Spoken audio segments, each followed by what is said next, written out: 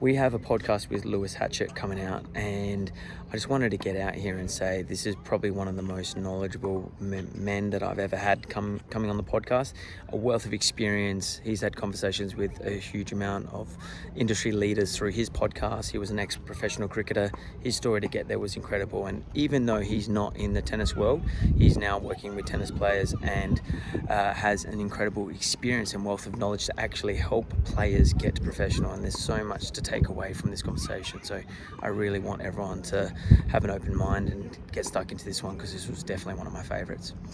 Mate, you've got quite an incredible story. So in a snapshot, you've probably told it a million times, but give us the version you want to tell us today of how you got yourself to become professional against all odds. So yeah, I became a professional cricketer in 2010 for Sussex County Cricket Club, because Sussex is where I was born. So I'm born in the very south of England. If you essentially go to London, go straight down, hit the sea. I'm from that area of the UK. And but to become a professional cricketer wasn't as simple for me, because when I was born, I was diagnosed with a condition called Poland syndrome. So Poland syndrome manifests itself slightly differently to everyone who has it. And it's quite rare. It's about 1 in 100,000 people that get it. No known cause as to how you get it. It's totally random. Like, no one in my family's had it. I can't pass it on. It's just a part of a trimester in a pregnancy where a development doesn't happen. And for me, that is a physical development. So it means that I'm missing my right pectoral muscle and 2 ribs that are directly behind it. So the only thing that's protecting my upper right portion of lung is just skin. So the day I was born, I was actually told, well, I wasn't told, my parents were told that firstborn son, dad's all excited, like, firstborn son, what can he do, sort of thing. And then the doctor that was delivered me actually knew what the condition was and said, oh, he's got Poland syndrome. And dad's like, well, what can he do? And he's going to be all right. And I said, yeah, we'll be fine, but he just won't be able to play sports like rugby or cricket. And that was sort of, they were told then and there. I had a younger brother born a year later, and we just grew up with normal upbringing. So again, like, I wasn't physically impaired too much as a kid. All that means is, because I'm missing a right pec, there's a bit of motion I don't get in my right arm. I'm obviously vulnerable to being struck in that part of my body, but I do now get some issues with other muscles that have hyperdeveloped, and it causes like fatigue a little bit quicker, or tightness, or just agitation a lot. So I get a lot of like muscle spasms in my shoulders. So they're kind of always on edge. So I do a lot of relaxation to try and get that to calm down. But growing up, just completely a normal childhood. And I think the one thing I was sort of aiming to do as a kid was just beat my brother at everything. Like, you've just got a sibling, you just want to beat him at all things. Until my granddad gave me a tennis ball in the garden and my brother a cricket bat, and introduced us to the sport of cricket. Now, we'd been watching cricket as fans. So I've been watching Sussex, a professional team, and like enjoying it. And then, so this bit of fun in the garden grew into I went to a state school, so didn't have too much cricket. We just literally had like jumpers for goalposts at school, but there's no cricket. It usually was in the private school sector. And for me, it meant that I couldn't do it at school. I could only do it at home. Joined a cricket club, loved it. And then, so around the age of 13, 14, I just slammed my fists on the table one day in front of my parents at dinner and said, right, I want to be a professional cricketer. That's it. And then it was a case of trying to get into the representative team. So it would be playing for South Australia here, but for me it was playing for Sussex as a kid. But going into that, I turned up to trials to get into that team, and there's about 100 kids that would turn up in that trial, and I've got like secondhand kit, half the size of everyone. I was about 40 kilos dripping wet. And I remember walking in there and thinking, how the hell am I going to be better than any of these? They're hitting it harder than me. They're stronger than me. They're faster than me. There's no way I'm going to be able to compete with these guys. And my dad had said, right, well, you've got to find a way to stand out somehow. And the best way to do that is to kind of ask questions. So every session I would grab the coach, grab him by the shirt sleeve and just tug on it and say, like, how's he doing that? Can I do this? What can I do to improve that? How do I get better? And I just nagged them over and over again. And that then turned into the fact that at the end of that 6 weeks of trialing, they come to announce the teams, and they get to like there are 15 names that get announced, and it gets down to like 13, 14, and I heard my name, Lewis Hatchett, at 15, and I'd got in. And it wasn't through skill, it wasn't through talent, it was just through this desire, because the question asking was all about, how do I improve? So I was trying to show them that I was willing to get better. I know I'm not good enough now, but I'm willing to get better. I want to get better. And so that was just doing that. Then I get into the team, and you represent the county for the year. But then the team sheets come, and that 15 turns into 11 that play. And I was never on the 11. So my dad said, right, you're going to go through this whole year and they're just going to bin you off at the end. How do you stay relevant? And he just came to me one day and he said, right, I want you to call up the head coach of the men's squad and see if you can just go and train with them tomorrow. And as a 15-year-old, that's a very daunting thing to be told. Like, you got to call up a head coach of a professional sports team and just ask if you can go and train with them tomorrow. They didn't know who I was, or they might have heard about me. But I called up my dad put me in this room and he's like, right, don't come out until you've got an answer. Here's a number, here's a phone, like, don't come out. And it wasn't like he wasn't forcing me to do it. It was like, he knew I wanted to do it, but he's like, I'm not going to call them for you. This is your career. This is your dream. Take hold of it. Yeah. And so I would be in there for hours, like sweating, trying to write. I'd write a script of what I was going to say and possible answers that they could come up, even just like hello, like what are they going to say to hello? and I would go through this, I'd ring it, and then eventually someone would answer. I'd be like, hello, sir, is it all right if I come and train with you guys tomorrow? Bang, no, straight away, just don't need you. So I come out all disheveled, having sweat for like the last 2 hours on this phone call, and Dad's like, what was the answer? And I was like, there's no, Dad. He goes, cool, call them tomorrow. I was like, wow, all right. So same thing, phone, number, new script, just do it again. No, the next day. And then I come out, you go again tomorrow, just keep going. It went on for weeks, literally went on for weeks. And eventually we were sort of at the last end of my tether with it and just going, right, okay, finally I'll punch in the number. This is the last time I'm doing this sort of thing. And just called them. This time they sort of knew who I was. It was like, yes, Lewis, actually, we do need someone tomorrow. We need someone to be a net bowler. Can you come and be in the morning? I was like, hell yeah. So like the next morning, I'm standing in a changing room with all my heroes who I was trying to get autographs off. So like the night before. And yeah, I had no right being in that room. Absolutely no right. Didn't have the skill, didn't have the ability or talent, as anyone would say. And I just was in there through sheer perseverance of trying to be in that room. But all I wanted to do was learn, see how the best were doing what they were doing. I could see heroes, England players, people who were doing the job that I wanted to do. I wanted to just hear the language they were using. I wanted to see how they were training. I wanted to see what they were eating, how they were talking, how they were, when they weren't training, what they were doing, and just mentally taking notes. And then all I would do is I'd leave that training facility and I'd go home and try and do that. I'd leave and say like, see you tomorrow. And I'd be back. Once they let me in, I was just going to come back tomorrow. Do you need a hand tomorrow? I'll be back tomorrow. I'll do anything. And ultimately, when I was there, they didn't even use me sometimes. I'd turn up at 9 a.m. They might not use me until sort of 4 p.m. So I'd be there doing nothing, just observing. And you didn't go to school? This was usually through school holidays because it's in our school. Cricket season tends to be in our school holidays. So yeah, I was intermittently in school.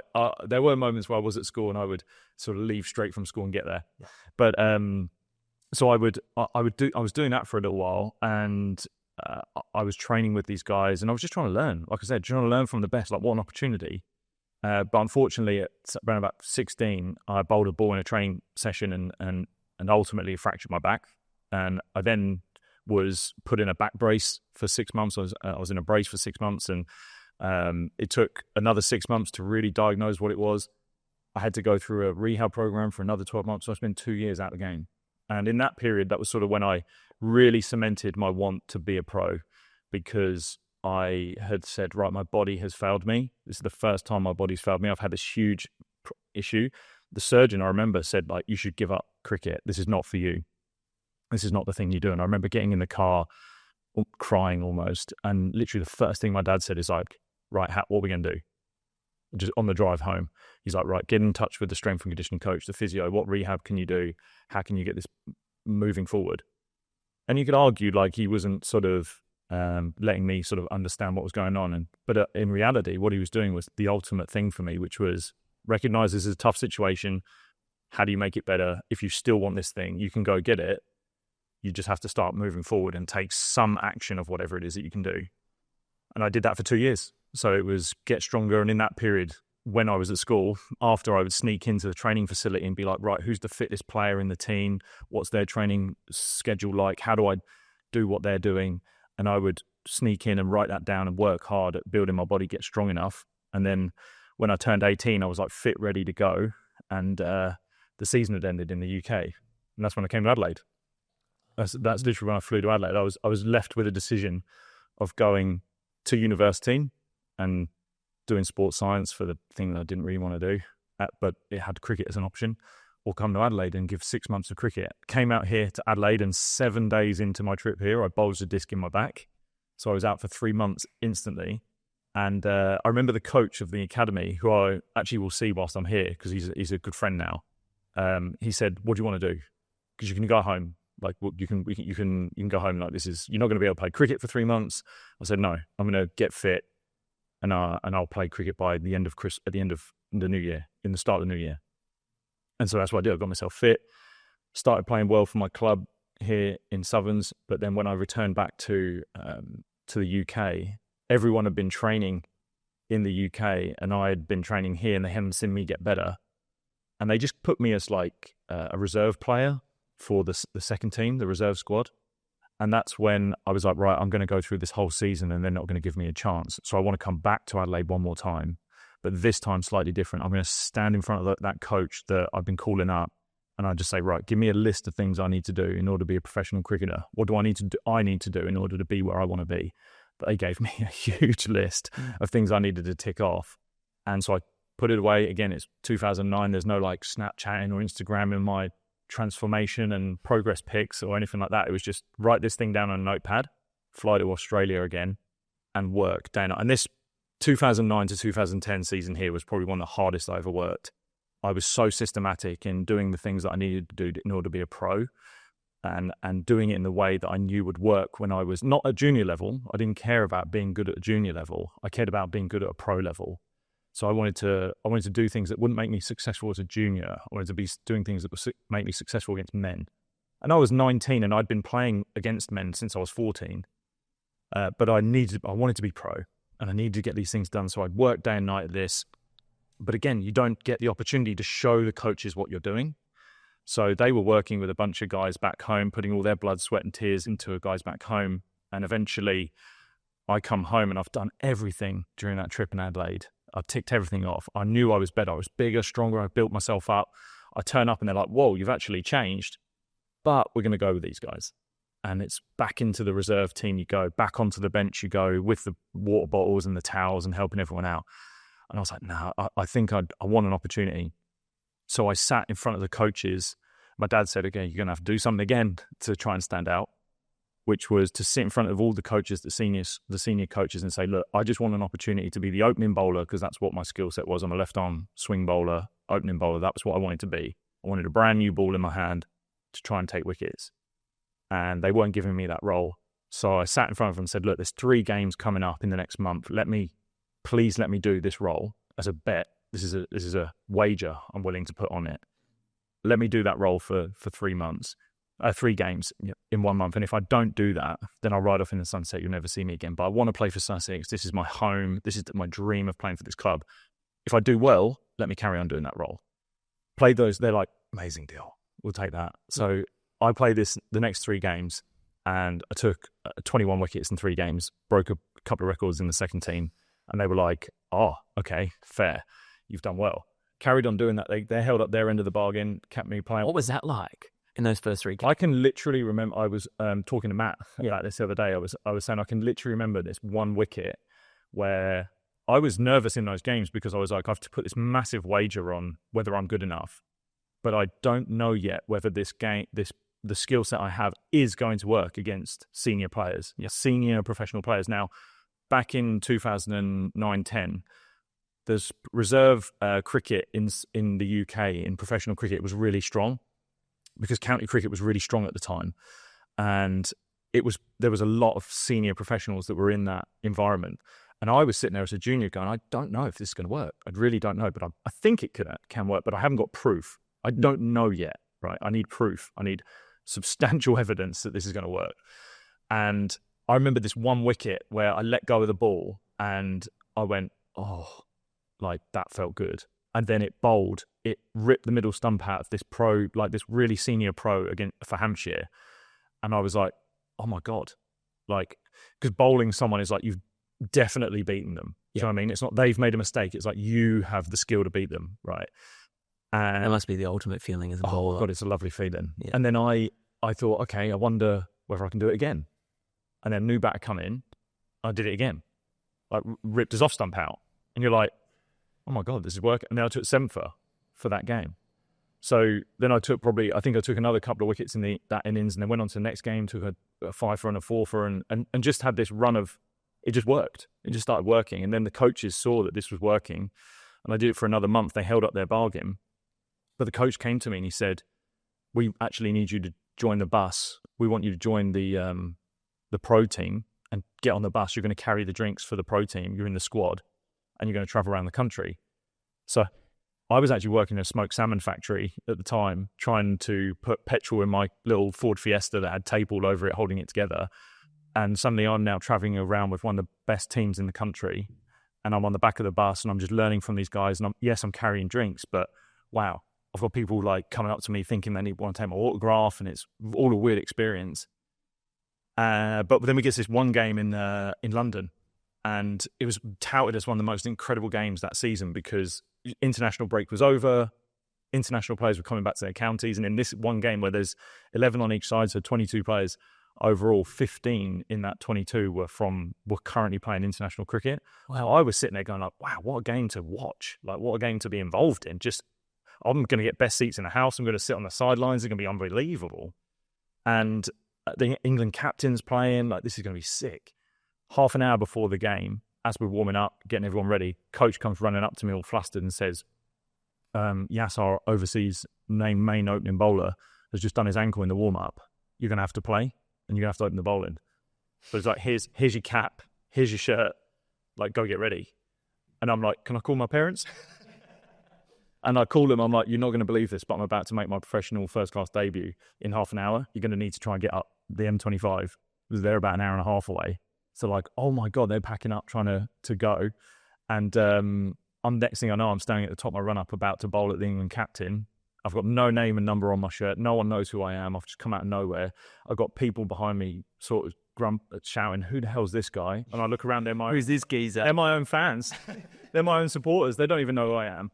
And yeah, I just was nervous as hell and took a deep breath. And that was my first intro into first-class cricket. I played all right. And it was a 4-day game. It was an incredible game, like unbelievable experience. But it was the next game that was life-changing because the next game we moved on to the next fixture and the guy who was injured got fit again. And I thought, well, I'm back out. He's coming in. But they dropped someone else and kept me in. And in that first innings of that game, I took 5 wickets, which I'm going to assume there's a few Australians here would know what that is. But if you don't know cricket, it's kind of like scoring a hat-trick in soccer or football and having a great game, really. It's a good thing to do. And I remember so vividly coming off the pitch, going into showers, changing, getting ready to go back to the hotel. And as I'm about to get in this green car that I was going back to the hotel in, the coach that I'd called up that told me no, coach that thought they were going to go with other players rather than me, he said, Lewis, we're going to offer you a 3-year contract as a professional. And for me, it was, it's still one of the most incredible experiences of my life. You've literally been told you're going to be a pro. You've made it, you've done it. And then the cool thing was when I got in the car, I was with my physio and analyst, and they'd seen me as they'd known me, especially the analyst, he'd seen me as like a 12-year-old kid that was really hard working. And they said, Lewis, like, unbelievably well done. And I'm sort of this egotistical 20-year-old at this time, like going, yeah, it's really cool. Like holding off the emotion. I'm like a 13-year-old Taylor Swift fan inside going nuts. And they said, no, mate, this is really cool because all those people that were told that they should be professionals, they're not here. You are. And you've just leapfrogged them out of nowhere. and like really sink that in. And that was quite an emotional moment for me as a young lad, just in that car with these two guys that hadn't really told me I was doing a good job. I didn't know if they thought I was doing a good job, but like they were instantly incredibly proud of me, of what I've achieved. And they were so happy for me. It was the first time I'd actually experienced someone being happy for me, for the things that I was doing, and I could really feel it for other outside of my family. And yeah, that was the start of 6 years as a pro down at Sussex, and it's just honestly the most incredible experience. And it's funny enough, I've just had my 35th birthday, and I always ask people on my birthday I never ask for gifts. I don't like gifts. But if someone wants to give me something, I ask them to send me a message. It can be anonymous, a message of how I've impacted their life in the last year or more in a positive way. And one of my first coaches who ever had me as a junior, sort of I was around about 10, 11, he sent me a story and he said, I remember a cold, windy Saturday morning when we were training in England and you were with a bunch of kids, and one of the coaches said, right, who here wants to be a professional? And he said, the only person raised his hand was you, Lewis, at the back. And I was like, I kind of remember that morning, but it was amazing how he still remembered it. And yeah, I think that was sort of an idea that I genuinely wanted it, but I didn't have the ability or the talent to get it, but I found another way to do it. Yeah, it's incredible. I mean, so many things to grab onto, and even though we gear towards tennis on this podcast, anyone that is listening to this that comes from tennis, there's so many amazing things to take away from that story, that if you are embarking and want to go professional for being a professional tennis player, it's there's so many things there around perseverance, around having the right support, not taking no for an answer, really actually getting guidance and asking the right questions to see what you need to improve, and then having a relentless pursuit towards that, and just doing what is required at all costs to make it there. And one thing that stood out, especially early on in that story, was what an incredible man your dad seems to be, for the lessons he taught you without necessarily teaching you, just kind of putting you in the room, making you have that conversation, and becoming a man at a young age to take responsibility and ownership to get towards where you want to go, knowing that like this is what you said you want to do, and he's indirectly really making you understand what is required to actually get to that level, which is amazing parenting. I also don't want to discredit my mum. Okay. So mum was really instrumental in that. So mum and dad they have undoubtedly created a work ethic in me and my brother that is just something we now have, right? It's what I throw into my business, my work now. And yeah, my dad was, I was genuinely, as a young lad, I was scared of my dad.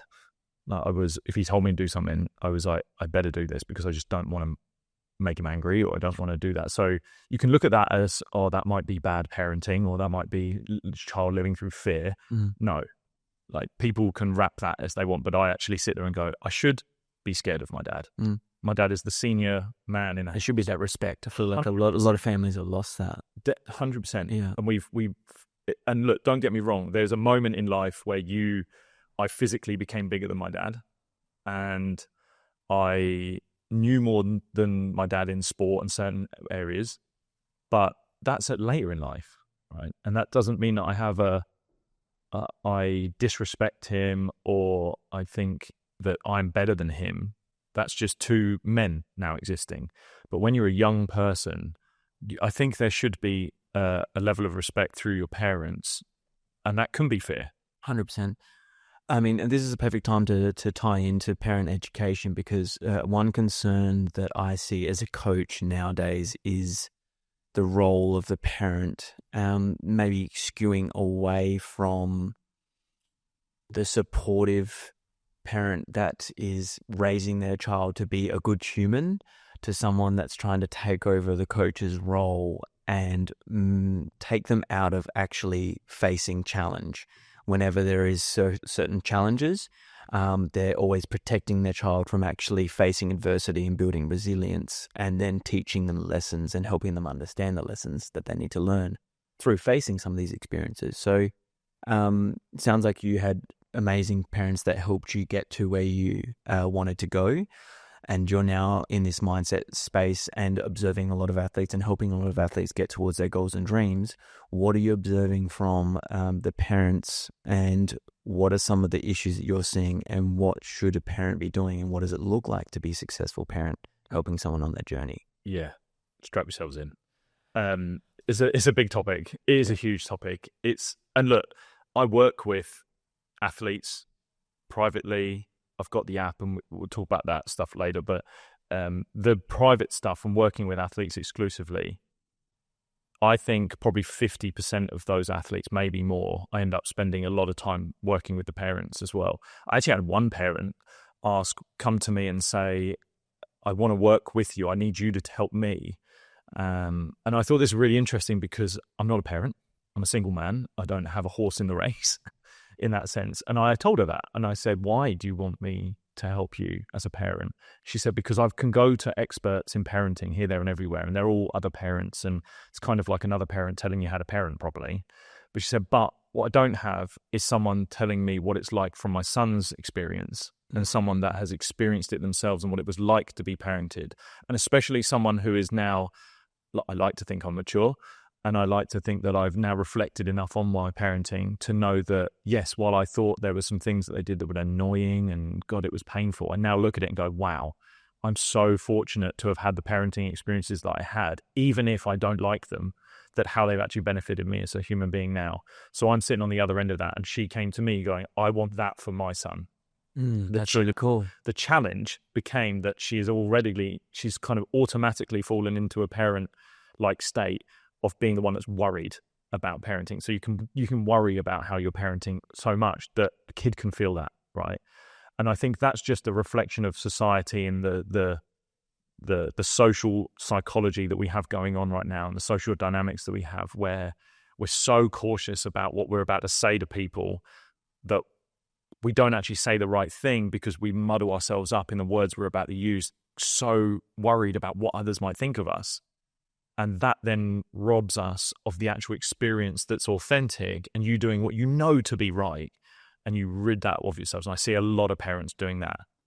But there are also different camps. And I think having experienced stuff in sport and in tennis especially, I think you're right, there are parents that want to do for their kids. And I look at I'm going to go back to what my parents did, because I think they got it right to an extent, right? Or obviously you can look back and go, parents could have done things better, but I think the majority of the stuff my parents did, they got right. They might think differently, but I think they got it right. And I remember that phone call situation. So when my dad would make me make the phone call, because he said, it's your career, it's your opportunity to make yourself better. It's what you want. So you be the one to go and take hold of it. He also did other things where I remember going to a training session. It was up in Lords in London, but I live in the south, and I had this training opportunity but my dad was working, my mum was working, and my dad said, right, you want to go, get yourself there. And you're going to have to get 2 buses, a train, you're going to have to get the tube, and then you have to walk to Lords, right? And you're going to have to take your big holdall of cricket kit. Like, our cricket kit cases are huge, right? He said, you're going to have to do all that through London. And I remember being really nervous about doing that. I was sort of 15 years old, and my dad said, but here's the bus timetable, here's the train timetable, you need to get this tube because I'm always in London, this is the one you get. You'll be all right, mate. And the way I look at that is it's this version of parenting that we don't sort of have anymore, because right now I would see parents that would drive their kids to Lords, drop them off at the gates, and then wait for an hour or so there and then bring them back, right? And the way I look at it is this version of parenting we have is that I'll do it for you. So they sit in front of their child and they show them the way. I'll do this for you, right? But what that does is it shields them from the experience, so that ultimately, when they are gone, they don't know what to do. They have no autonomy in that experience. They have no skill set in how to do that. They've just completely lost it.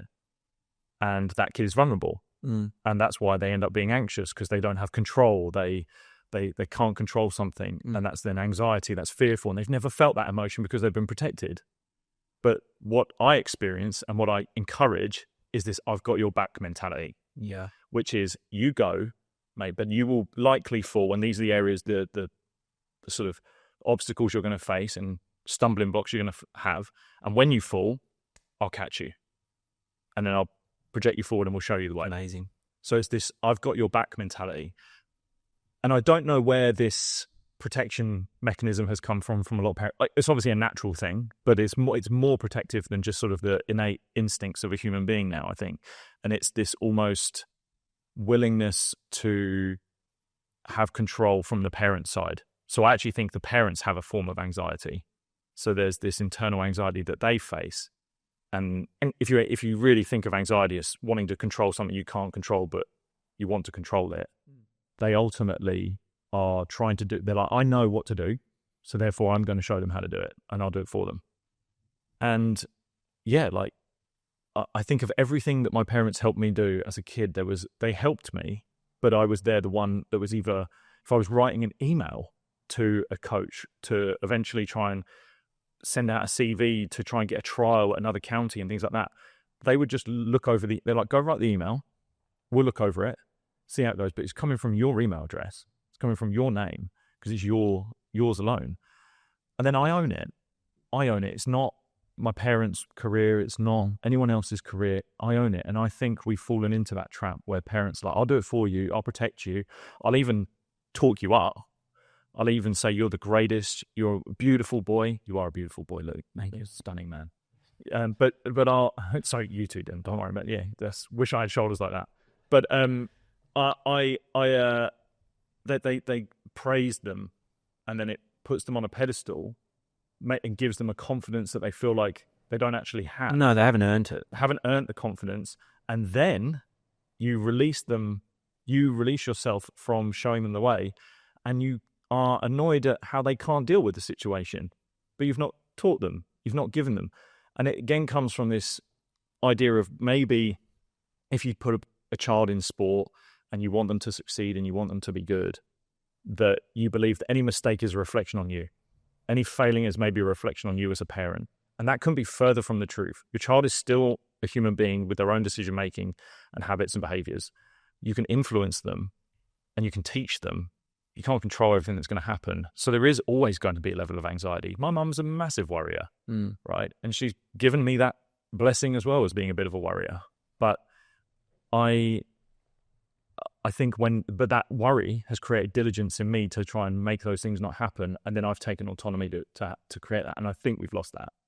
I think we've generally lost that. Is that the main issue that you're seeing? Is it, if we kind of boil it down to its essence, like, is that the kind of the crux of that stems into many issues? Or what do you think is the other main concerns that you're seeing with parents and how that's affecting children just in general? I think the fact we're going into a generational shift of parenting as well. So we're coming out of, say, my parents' generation, the sort of post-war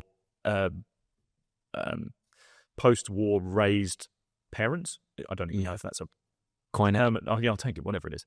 But they were raised by people coming out of the war, right? Yeah. But now we've got another generation coming in, and it's undoubtedly how society has had an impact on not only the younger generation but also the parenting generation. I think there is an element of perfectionism in society, which we can get onto about that as a topic later. But I think there is an element of the fear of judgment. There's a higher level of fear of judgment because everything's so much more out there. You can see everything. Everyone posts everything. You can see everyone's lives all the time. I mean, people that are having babies within not only first day they're born, but like their first weeks, 2 weeks, 3 weeks, like they've got their own Instagrams. Do you know what I mean? So everything's on show, which creates a level of judgment, even whether that's from internally or externally. And I think everyone just worries about the opinions of others, as a parent, not only just the athletes and the kids. And there's a level of expectation that they then bring upon that for themselves. Like, it needs to look this certain way. It needs to be at a certain standard, and it must stay there. And they forget maybe their own personal journey that they've been on, and mix that in with the want to be safe and secure and know yourself and understand yourself. Then that is, for me, it's a slightly dangerous concoction. So I do. I mean, it's such a complex topic, and I've spoken to a lot of people about this on my own podcast. And I've got some interesting conversations coming up around things like parent resilience, parent perfectionism. Well, from your experience and the people you're talking to, what do you recommend? Like, what are some key things that you think parents need to be doing to help their child, and what are maybe some things to avoid? Well, look, you ultimately want to give your child autonomy, right? So you want your child to be able to be free thinking, make their own decisions. You don't want to be doing that for them. You also want your child to be motivated. So you've got to make sure that they're motivated in the right reasons. Are they intrinsically motivated? Hopefully they are. But there's nothing wrong with extrinsic motivations. That I want to have success of outcomes, status, winning trophies, getting money. Like, we all need those things. They in themselves aren't bad. But we actually need some intrinsic motivation. So it's double checking and triple checking that as a parent, you know why your child is engaged in sport. Why are they doing what they're doing? Are they doing it for their own reasons? Are they doing it because it sings more to who they are as a person? Or are they doing it just purely for an outcome to win, succeed? Because those are not guaranteed. You're not guaranteed to win a tennis match. You could play the best tennis match you've ever played in your life, but the other person could have a great day as well. And that's just a great game of tennis, and you just come out on the wrong end. But if you play tennis as an expression of, I'm someone who gives this a crack, I'm willing to go into difficult situations, I'm willing to work hard at something, I'm willing to learn something about myself and enjoy the process of getting better and working towards a bigger goal, that's a different type of motivation and something that can stay there for longer. So being able to find those sorts of things as a parent to give to your kids, 100% be doing that. Then it's about creating probably a category of tasks that you are willing to let go of for them to do or to assist them. So don't be doing everything for them. If you're taking them to training, right, do it on your terms. Yes, take them to training, but like, there's nothing wrong with them catching the bus every now and then. 100%, man. We say this all the time, like at tennis, right? There's so many more families that won't attend just because of the distance being a little bit further, and it's Adelaide as well, and it's not even far at all to get anywhere. We're talking like maybe a 25-minute drive. Maybe it's like ends up being 40 in the peak hour traffic. But so few kids actually catch the bus, and there's a couple of them that do come that get themselves there and they find a way to get there. And they're some of my favorite students because I see that they just find a way to get there and take absolute responsibility for getting themselves to training. And I just don't see it much anymore, whereas it used to be a thing. Well, again, I think it's just the fact that parents might think, I've got to take them. I'm either a bad parent if I don't take them, but actually, like, go find the bus timetable. Yeah. Go find the train timetable. Show them the train timetable. Teach them how to catch a bus. Teach them how to catch a train. Yeah. What are they going to experience along the way? I mean, it's simple things like my parents told me, when you get on the bus, they're going to ask you, what do you want? You tell them, I want a single to Brighton, right? And you hand them money and you get on. Now it's just you tap that card, right? That you just need to tell them. People just need to be told what to do sometimes. And once you tell them, they've got the experience done. The confidence that you build from that, though, like independence. Yeah, just to actually know. Well, it's a good feeling when you go, like, at a young age. I remember when I was traveling solo a lot and just getting on trains and connections and getting from one country to another and finding a way to get through the fields to get to the tennis club by bike, and it's windy as hell and I'm almost like screaming because the wind is like, I'm pedaling as fast as I can. I'm not even moving anywhere. And it's just like, I feel proud of myself that I actually did those things and the self-fulfillment that I had. I remember because it's like, wow, like I did this and I found a way, and no one can take that away from me. And I felt like I had this sense of confidence. I could actually go up to people, find my own way, talk to people, that I think I still carry today. But you believe in yourself that you can do it right. And that's a huge example of when you look at like performance psychology or sports psychology, the strongest indicator for confidence in a person or self-belief, whichever way you want to wrap it, is past experience. It's the number one. There's 4 places you can get it. The number one is what's called mastery experiences, a personal experience where I've done it before, I believe I can do it again. You can gain the most confidence from that. The second is vicarious experience. So this would be like watching a role model do it. Someone that you believe, someone you believe that's come from similar background to you, or look, you see, you resonate with them. My experience was, and I used to use this a lot because I didn't have those experiences. When I was young, I would be in my room watching YouTube videos of Paralympic athletes, because I've got a condition where I'm impaired. I wanted to find underdog stories. So I wanted to find people who were against the odds, that were like me, that had done it themselves. So I resonated for a vicarious experience with someone else.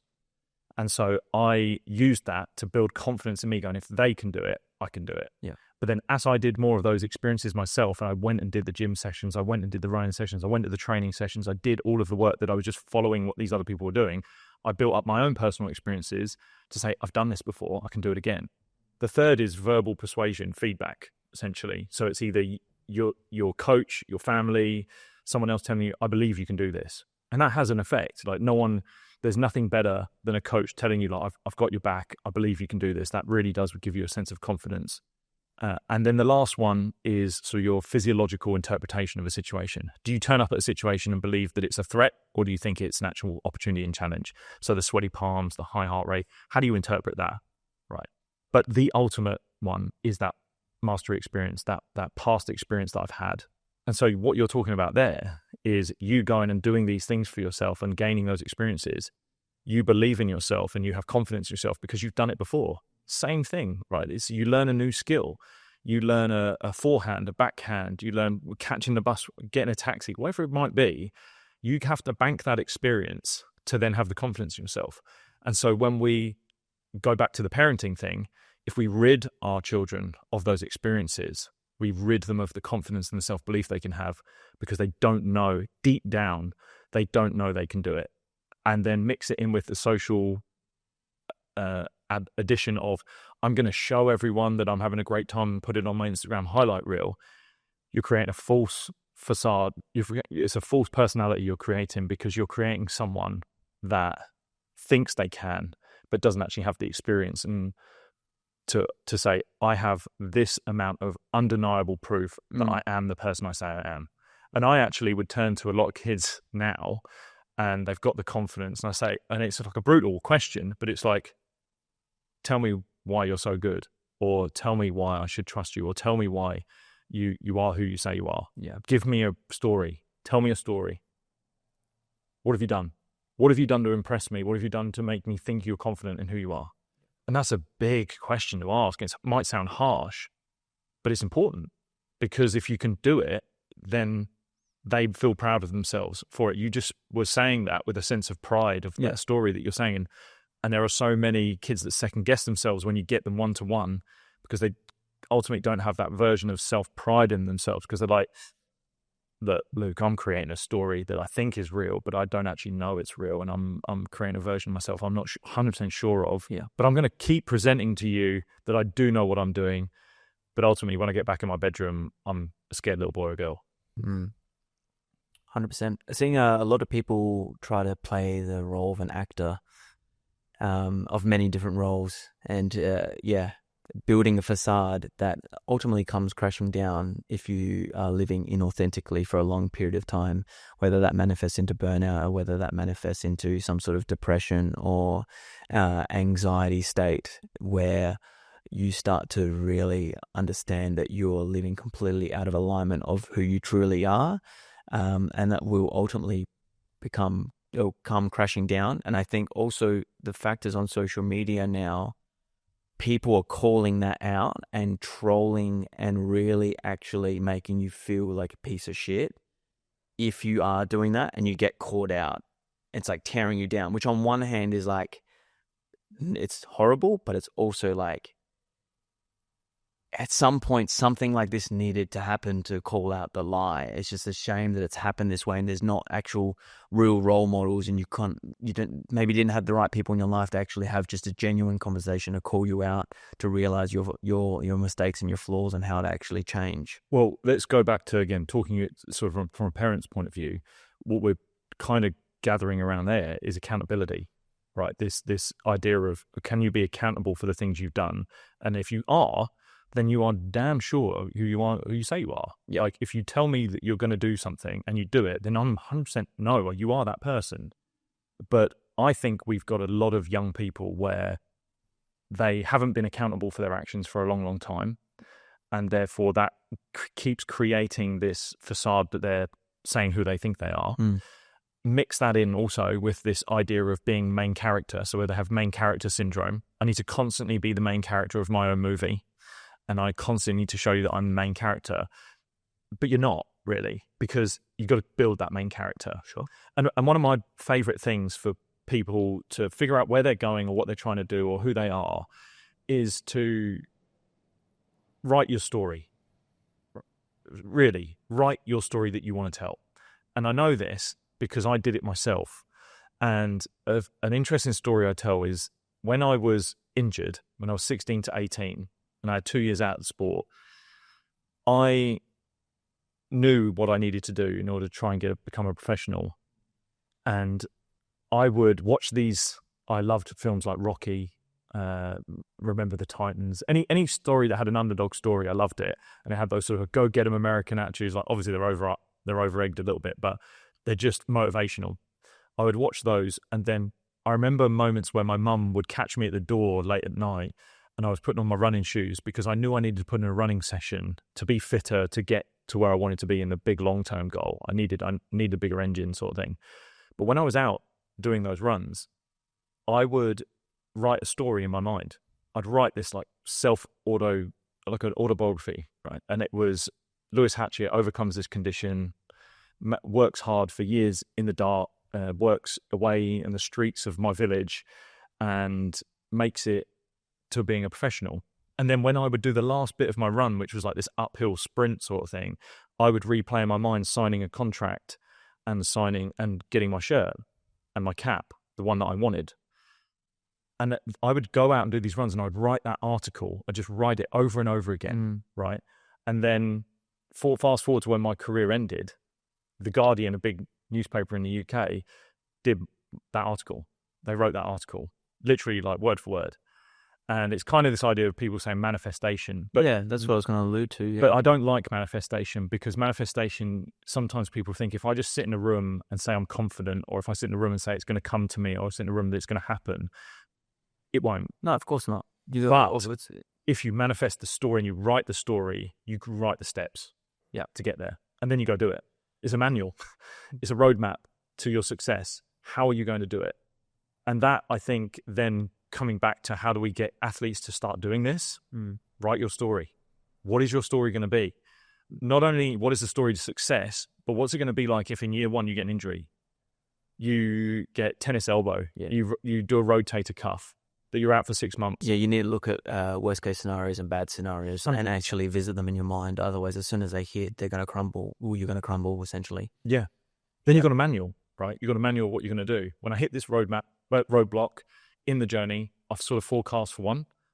This is how I'm going to act. And you act in accordance to the person that you want to be. And young people don't know that. They don't really know who they want to be. So then pick someone who you idolize. Pick a role model. What would this person do? If I was a tennis player, I'd be at any moment asking me, what do Roger and Rafa do? What do Roger and Rafa do in this situation? What would they do? And you just go, right, I know the decision straight away. And you start to build your values, because when you're met with a decision in life that you have to try and take, you know, what would I do? What do I want to do? What seems best to me? What would they do? Go. And when I was younger, it was just really simple. It's what's hard work or courageous? So when I was met with a decision, what do? I get injured. Okay, I could either sit on my sofa and dwell on it, or I could get to work, do the rehab, do the ugly hours. But that one says hard work and bravery. That sings to who I want to be. That's the decision I make. Done. Build an experience. I'm confident in who I am. I can say I'm hardworking, brave, and courageous. Bang. Next thing, go again. And you start stacking for sure. Yeah, essentially, like at your core, you're building a real strong foundation, built solid by some core values, and then action built around that. Then you stack on top of those core values that it becomes almost unbreakable. As soon as, well, it doesn't matter what circumstance comes your way, that's unbreakable. Yeah. I guess, do you see, Question to you, like, do you see this as something that is lost? 100%. Yeah. Yeah, there's no integrity. I think the accountability's not there. As soon as there's unfortunate circumstances or adversity that's faced, it's quite rare for me to see someone under the age of 18 that really embraces that and says, wow, what an opportunity. I'm going to grow so much from this. And what do I need to do to get through it? And I'm ready. I'm ready now for the challenge. Yeah. And then I see the sort of excuse that people use. And look, this is I'm going to say this with as utmost compassion for anyone, because I've had, sort of part of my story was I got to 26, I retired from the sport because I was hit with multiple fractures in my spine and I had to leave the sport straight away. I went through incredible mental health challenges. I didn't really know who I was. I lost my identity. And then it's taken me, I'm now 35, and sort of the last 2 years have been those years where I've started to really think I am who I think I am. I'm no longer Lewis the cricketer. I'm Lewis the sort of person and human being that can help a lot of people in that sense. And so I wanted to just give some context as to I've had my own mental health experiences and challenges and been in very dark places before. And I've got myself out of it because of probably what I'm about to say. Yeah. And I think we're at a stage where a lot of people will have these challenges and they will use mental health as a crutch, right? And they will use anxiety as a crutch to ultimately get out of the painful experience that will ultimately make them stronger in the future. And I've spent a lot of time thinking about, okay, how do we change this conversation around mental health? How do we move it from one where we're not just constantly having it but not getting it anywhere from it? We have been speaking about this conversation. I like the idea of people talking about it's good to talk, it's okay to talk about mental health, and for men it's a really ongoing process, I think. But we've spoken quite a lot about it, and yet it's not getting better. So what is the problem? And I looked at that, and there's some great researchers out there, some great authors talking about the more we have spoken about mental health, actually the worse we've made it, because we've pathologized it and we've also glorified it. So it's glorified the idea to have anxiety, to have poor mental health, and that through that creates some sort of crutch and uniqueness in an individual. Yeah, definitely avoidance from that too. Yeah, and we're holding on to the wrong thing. We're picking the wrong thing for these people, these young people, to hold on to. And so what I started to send a message out to was mental health is there and it's true, but why don't we start talking about building mental strength and really focus on building mental strength? And the way we do that is to face these adversities. And there's a beautiful line that I heard, which is, you can't mental health your way out of accountability. And you can have a situation that is tough. You can have a situation that is challenging, but you can't rid yourself of the accountability to face it and deal with it and the responsibility, because everyone has that. To do that is a selfish act, to think that you're the only one with problems. You're the only one with this experience, right? That is all you. Again, main character syndrome. And if we then flip it and say, okay, well, if you don't believe you have the tools to deal with it, who do you think has them? Who do you want to be like? What would they do in that situation? Or like, how would you like to deal with this situation in front of you so that in a year's time, when you look back on it, you're proud of this moment? I promise you the answer will come really quick. The answer will come so fast. But we have created a bit of a coddling society where we coddle to people's emotions. And that is really dangerous, especially from a young person trying to understand their emotions. They have to go through an experience of, first they have to identify the emotion they're feeling, right? Then they have to process it, and then they have to manage it. We all have to do that. Yeah. But if we coddle to the emotions and we coddle to the experience, we rid them of that experience of processing it. Yeah. So it's, if you have a bad game, if you come off the court and it's not gone well, and someone coddles you and tries to make everything better, that rids you of the ability to process it, understand what you're going to do, unpack it, and then later down the line, manage it on a future experience that is undoubtedly going to come. Like, you're never going to get rid of that negative thought. You're never going to get rid of all negative experiences. But if you start to go through that process and that sort of step process, eventually you'll be able to manage it. And for me, that comes back to, that is how you build mental strength. To have a tough experience, go through it, and almost do the bicep curls of your mind to do it. That's why all my branding is mind strong. Yeah. Like, can you build the mental strength, right? And even as a simple process of mindfulness or meditation, like the experience of sitting in a room or sitting in silence and getting distracted and understanding where your attention's gone and bringing it back to something as simple as focusing on your breath. Every time you do that, it's an annoyance, a distraction, something that's irritable, something that's happened, pulled you away from the moment. But then when you bring yourself back, that is the bicep curl. And every time you do that, you're just strengthening, you're doing reps. You're just doing reps and building. I get distracted, I come back. And put that into a sporting context.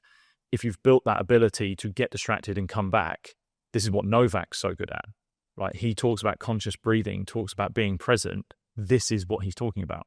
This is, I get distracted, I think about what could be happening in the point before, or what could happen in the point next, or what's happened in the point before, or the crowd, the TV, what they're going to say of me.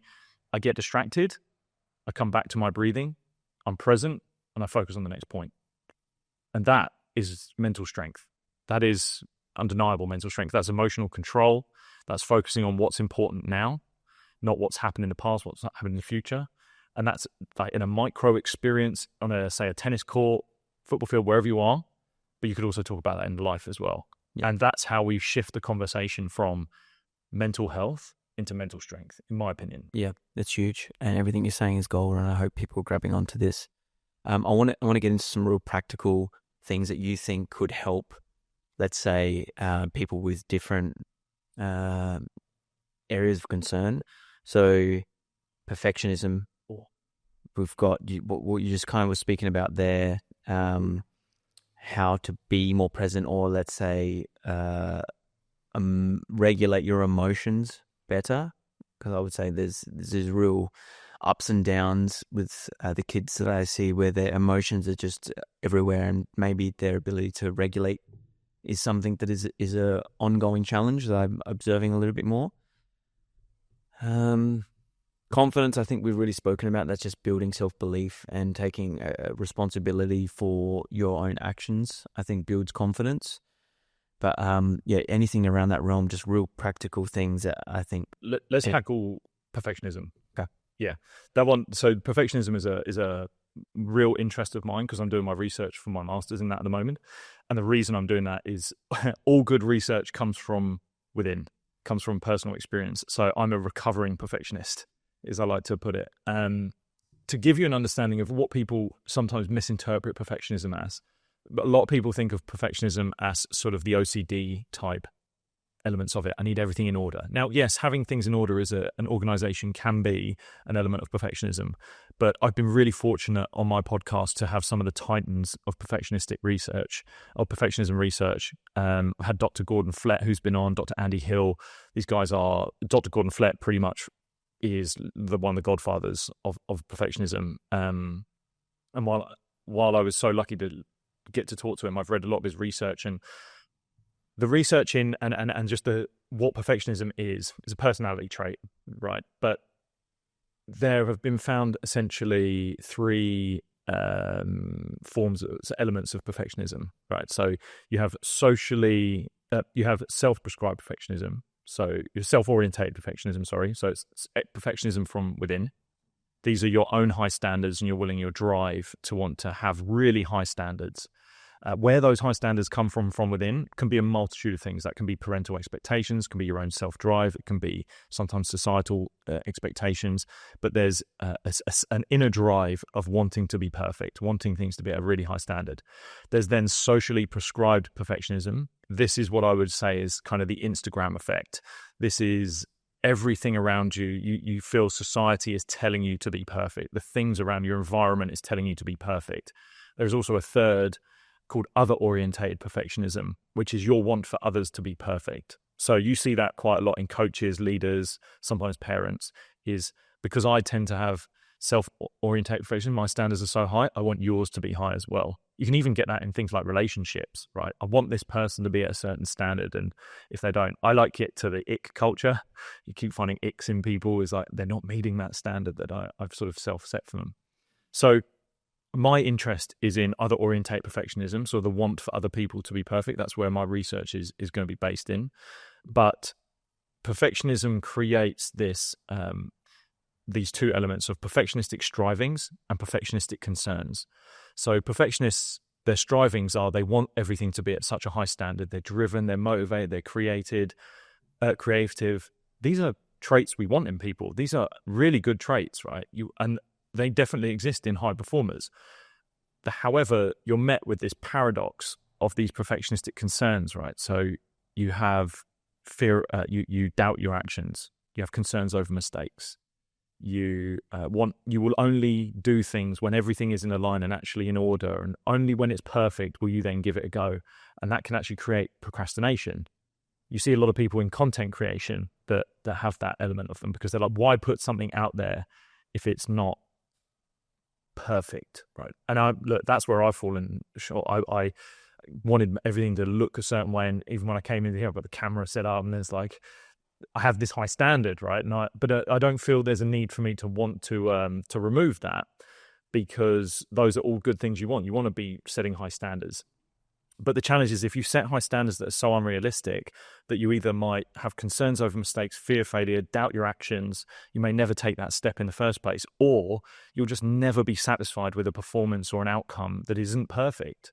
And the world is not perfect. The world is never perfect. So how to get around this? I was then really fortunate to have another researcher on the podcast, a guy called Patrick Gaudreau, who's from the University of Ottawa. And he had come up with a model called excellencism, which I loved. And it is essentially to take all of the good things from perfectionism, the strivings, the want to be high standards, and remove and reduce the perfectionistic concerns, all of these negatives. And the way to do that is to not go out there and try and find perfection, but to find out what does excellence look like. And bolted onto this, Dr. Gordon Flett put in an element of perfectionism called rigid perfectionism. So rigid perfectionists are these ones that will only do things when they're sort of confined into a certain way of doing them. An example would be when I used to go for runs in the evening, I had in my mind I needed to do this run so much that it didn't matter if it was hailing or tornadoes outside, I'd still go. Like I was rigid. I wouldn't do it anywhere else. I needed to, because I'd said I was going to do this thing, I would go and do it. And you're rigid in the way you do things. And so what he offered was being adaptable. So do you want to be perfect or do you want to be adaptable? And if you offer that to an athlete, I think it's a great question, because they'll think they want perfect. But the caveat is if you're perfect, you're only good in a certain situation. This would be like saying to a tennis player, if you want to be perfect, you've got to pick what that is, but you're only good on hard court. You'll never be able to play well on clay, or you'll never be able to play on grass, because an adaptable perfectionist looks for things like excellence. What is excellent today? What does excellence look like today? And a way that I've sort of offered for people to find a way of reducing this perfectionism is to look for an MVP, which is their minimal viable performance or minimal viable practice, depending on what you're going into.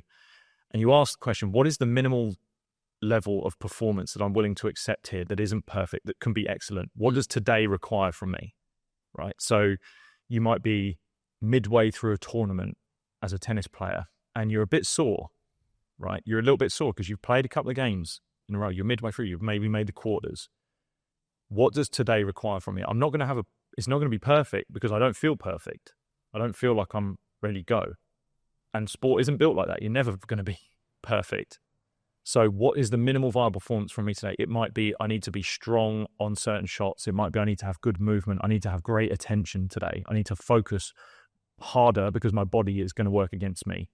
And if you do that, you've got something to go towards, rather than giving yourself excuses as to why today isn't perfect and to why it won't go my way. So it's to shift away from this. I don't need it to be perfect. I just need to be excellent. And that then builds in those, I've got high standards. I can strive for that. And I can still get a good performance out. I can go for high performance. What have you seen when you've actually started to actually help people with maybe changing their perception on perfectionism and remodeling, or maybe reframing in a way? They embrace the mistakes. So you ultimately have to say, what amount of mistakes are you willing to accept today? And then they have to embrace that. have to embrace that the training ground is a place for where you make mistakes. It is ugly. It is all about that. That's where we want to make mistakes, right? It is the safe environment to do that. That's where you want it to happen. And you also need it to figure out why that's happened. More mistakes you make in training, the more you learn about yourself. Very binary equation. So they embrace mistakes a lot more. It also allows them to get something out of every session, right? So you can come into a session and you might have an athlete that's tired, and you might have thought about them doing some form of fitness integrated with tennis, or trying to do a drill that they need to execute a certain amount of shots, and that's what you've set up for the day. A perfect environment might be, I need to hit this amount of shots and hit this number. But if you say, okay, what does excellence require? You actually go to more an intrinsic motivator, and that will be, if I make a mistake, the response will be, I try to get the next one.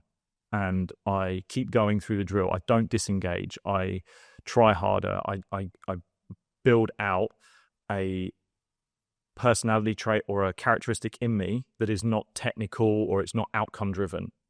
And that is then turning a training session into something that you can almost not lose with, because you can say, okay, you didn't get a perfect score, but my God, your ability to face a setback and failure and miss a shot, but then still stay in the challenge and stay with it. We're building the ability to be consistent, be resilient, stay in points, keep going, push yourself. And as a coach, like, even just saying that, how nice would that feel to hear that as a player, right? To say, my God, like, yeah, we didn't get the numbers right, but that's fine. We've built something else today. You're doing it unbelievable. Because of that, you're showing me the type of character. And I think that's probably a lesson for coaches, to seek excellencism rather than perfectionism. Because if you just judge on the numbers, judge on the execution, I've seen so many coaches and parents watch a 15-shot rally, and they'll pick out the one shot at the end of the rally that they made the mistake on and go, oh, that's because you didn't open up onto your forehand and you didn't get into position, your feet weren't there, but you've disregarded the 14 before that were unreal. Yeah. Why? Classic mistake. Why? Right? Shoot for excellence. Right? Perfect's not obtainable. Give them the confidence that they've just done some amazing work, and I promise you that mistake will take care of itself.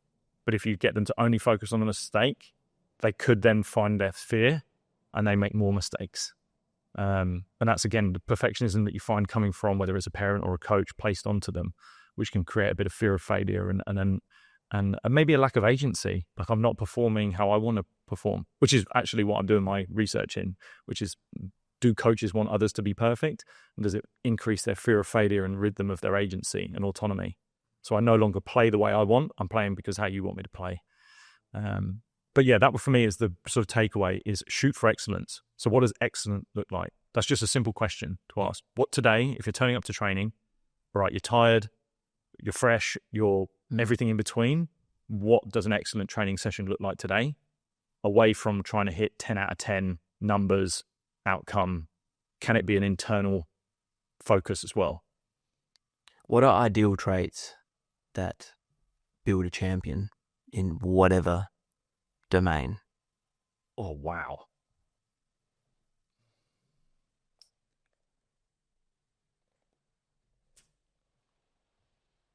There's so many things that you could bring it in, and your mind goes straight to, okay, well, in tennis, your Rogers, your Nadals, your Djokovic's, what do they have? But they're all different, right? So they have their own way of doing it. And I don't want to give like a list of things that I think people have to get, because I think that's short-sighted. But I think there's probably one overarching idea of how they do get there, which is they find a way. And you can contextualize that however you want. So they find a way to bring out their best game, or they find a way on a day where things aren't going their way, and they bring out another version of themselves that can get the job done on that day. And I've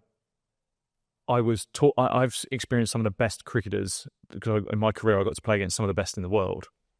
and they are so hard to play against.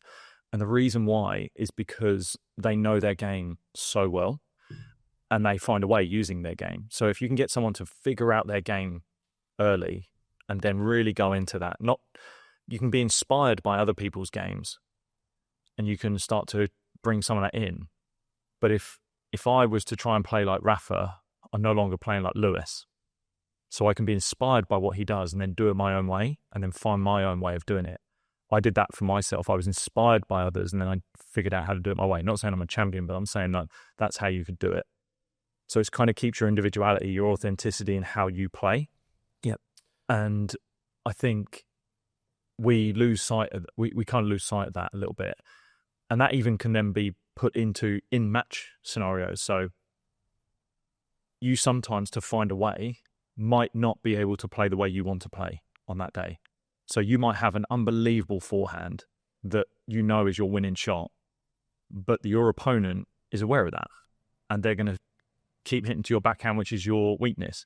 How are you going to find a way to win? Have you even considered that going into a match? Have you thought about, this is going to be a new puzzle that I have to figure out?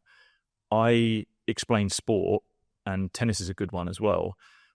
In cricket, we have so many uncontrollables within our sport that you have to consider. If you play a 4-day match, the first day you're playing is nothing like the fourth day. So every day you turn up, you have to perform it's basically like saying everyone's got a puzzle that you have to figure out on that day. And the team that does the best on the day figures that puzzle out the best. But then on the next day, that puzzle starts all over again and you just do it all over again. And it's the same for a tennis tournament. I see, having just come from AO, right? So you play your first round match, right? Your game might have worked on that first game and you've just got onto your strengths. They've not been able to get onto theirs. You've just been able to figure the puzzle out. You've been able to figure out their game and it's worked. But then you go to the next game and that person's now seen you play and they also know how you're going to play. You won't be able to press play and repeat and do it again the next day. You might get lucky and you might have glimmers of that, but you're going to have to find a way. You're going to have to figure out what's this puzzle doing on that day. And I think the best players do that. They know what tools they have. They know what their strengths are and how do I use them in a scenario of what looks excellent, what's going to work today, how do I figure out my way around this situation and then put that into it.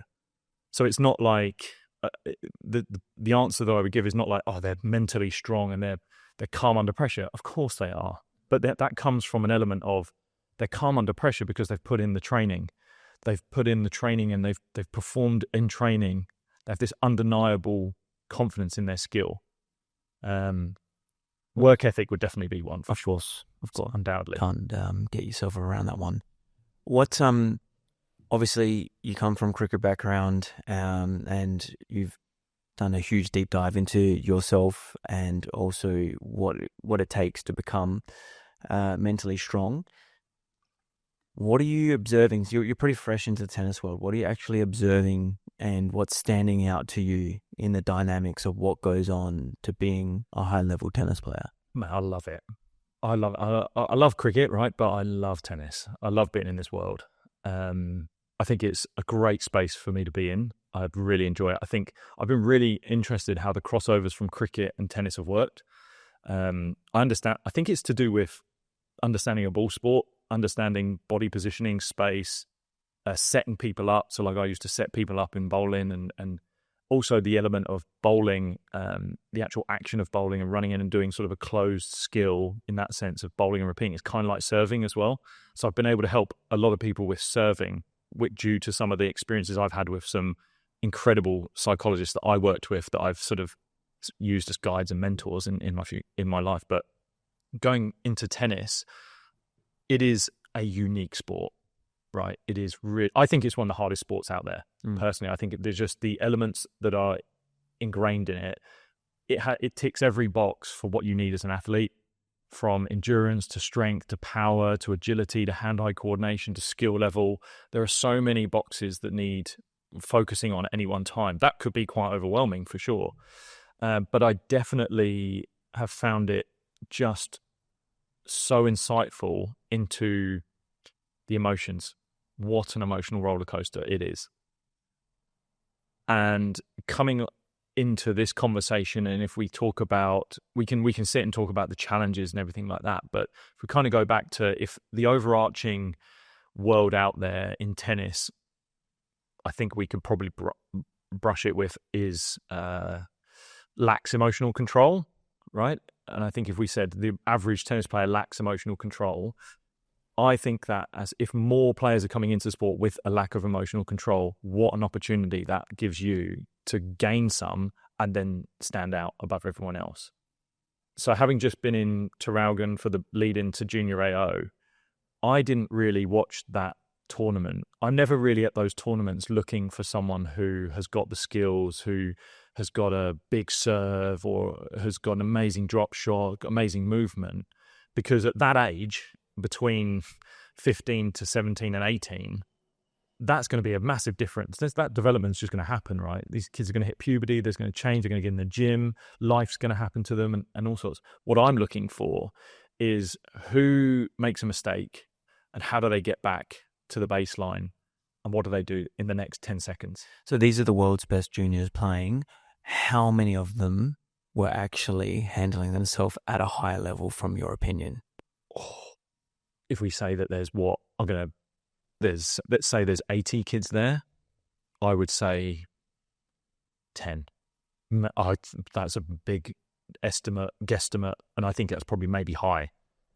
I don't think many. I think it was a few. And it's also everyone handles them differently, but they definitely. But still just under though 10%. Yeah, for sure. I could look at it and go, that kid is composed. The kid's impressive. Yes, they get frustrated. So there's a difference between missing a point, right? So you make a mistake, and then it carrying on to the next one. So you can hit the net, hit it just out, whatever it might be, and go, damn it, and maybe smack yourself in the leg or not. I really hope people don't break their rackets. I hate seeing tennis players break their rackets, and that's another thing. But it's what happens in the next sort of 5 to 10 seconds when they're on their way back to the baseline. What do they do then? How do they play the next point? And you can see whether someone has used that past experience as a positive or negative to themselves. So do you take that emotion and that action that goes with them? And if we go into a practical tool here, I have this thing that I use on athletes called inner opponents. And it's a big sort of, it's not a big process, but you can do this lots of times. I class an inner opponent as a negative experience that happens to you that you kind of don't want to have. So in tennis, it might be you hit the ball too far, hit the ball too long, you hit the net, you have something that you don't want to happen, you miss a shot or you double fault, anything. Double fault on a pressure point, for example. Anything, right? Something that you don't want to happen. For me, it was me getting hit for 6. It was someone dropping a catch. So you name what that inner opponent is.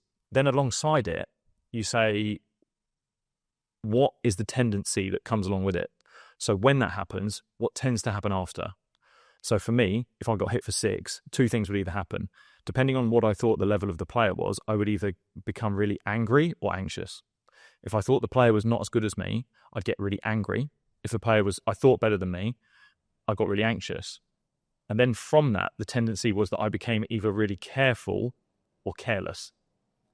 And neither of those helped my next action. So what would usually happen is I either float the ball up there or I try and bowl it as hard as I could, and I'd both make mistakes, and then I'd probably get hit for 6 again. And the same thing happens in tennis, right? You see them make a mistake, that inner opponent comes in, their tendency might be I go even harder, or I become really anxious, or I become disengaged. You see a lot of that, head drop, I'm out of the game, this is not going my day, it's not my day.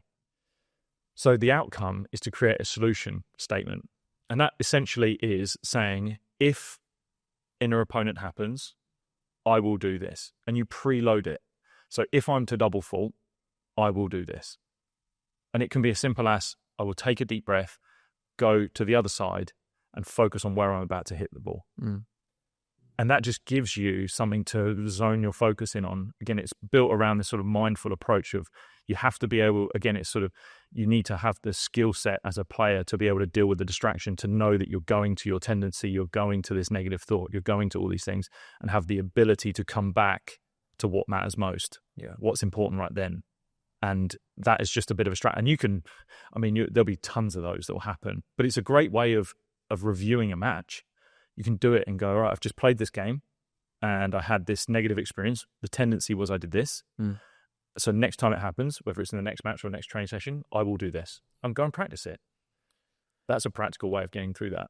Me and you seem to be wired the same way, that want to internally inquire and ask questions and have curiosity to why things are the way they are, and work towards self-improvement.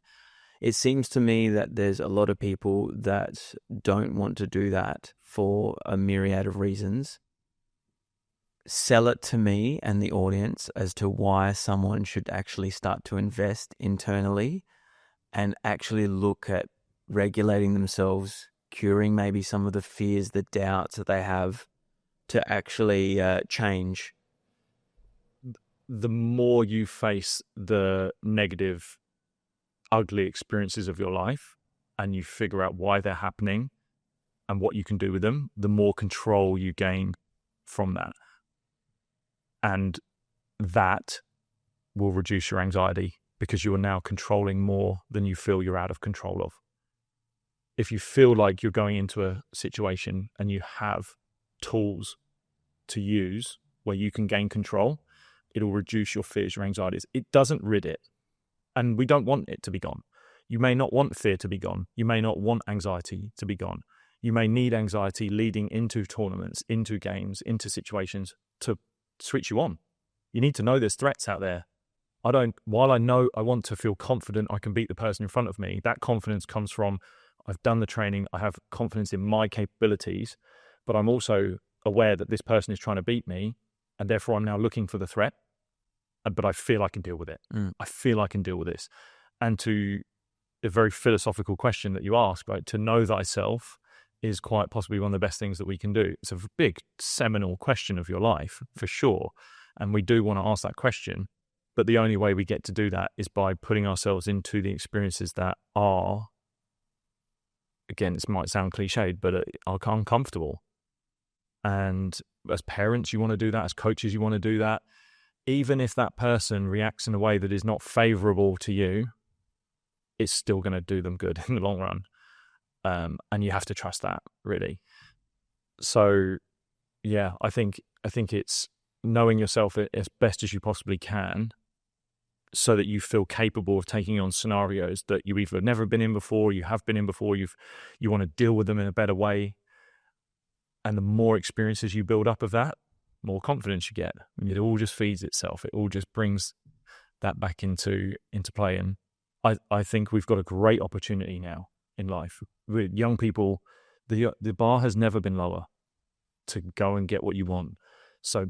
But there are more distractions and more things to tear you away from that goal than there's ever been. And that requires you to be mentally stronger to do that. And so we, as the people around them, and that's how I see myself, is sort of like an accountability piece. I see myself as a friend, a trusted colleague, but also someone to hold you accountable and to mentor and to kind of call you out if it needs to be, to help you go through those experiences, to be that I've got your back mentality. But there's nothing wrong with knowing yourself. Unreal. Love your work. And I think you're doing amazing things for everyone around you and the people that you're actually helping. And your story is inspirational. I'm really excited for people to listen to this and hopefully grab a lot of the gold that you're speaking. And I hope people get the notepad out and just start actually jotting down some things, because there's some absolute fantastic insights here into what is required to actually become professional. And we're not even scratching the surface. And I feel like there's so many more things I want to speak to you about. So I think we're going to have a round 2 and dive into a few different areas. But we really appreciate you coming down and having the conversation today, because it was gold. Loved it, mate. No worries. If people want to reach out, yes, and find me, I'm very active on social media. It's the best place for people to get me. So yes, tell us, plug what you're doing. So it's best place is probably Instagram, just at Lewis Hatchett. I mean, I'm all the social channels, Pipes, TikTok, places like that. But LewisHatchett.com is to come to me, but we also have got the podcast, the Mindstrong podcast. Yes. So Mindstrong podcast. And then the one I'm really excited for this year is the Mindstrong Sport app, which is essentially, I've integrated performance psychology and mindfulness and meditation and mindset shifts into an app. So when I came into performance psychology, I saw a real synergy between mindfulness and the practices there and performance. And you actually, if you go into the research literature, mindfulness is one of the biggest indicators for increasing performance. So athletes that practice mindfulness actually can find better performance. But to access, say, like a sports psych or someone a therapist was quite costly. So I created the app Mindstrong Sport to help people build their mental strength on and off the field. And it uses meditations. We've got mindset courses on there, mindset shifts. The only sad thing is you have to listen to the dulcet tones of Lewis Hatchett.